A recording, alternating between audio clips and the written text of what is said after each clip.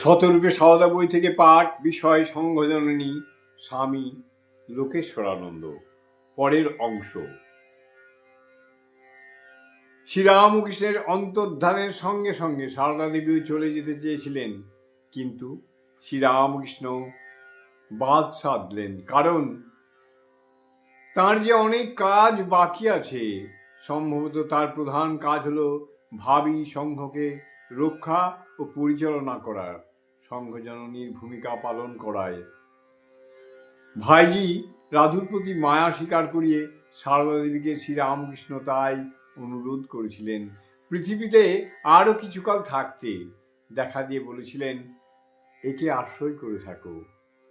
তোমার কাছে কত সব ছেলেরা এখন আসবে, তাই জীবনের শেষ দিন পর্যন্ত তাকে দেখি সংঘ জননী রূপে, লোকগুরু রূপে।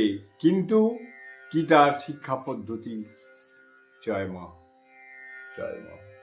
জননীং শারদাং দেবীং রামকৃষ্ণং জগদ্গুরুম পাদ পদ্মে তয়ো শ্রিত্বা প্রণমামি মুহুর্মুহুঃ।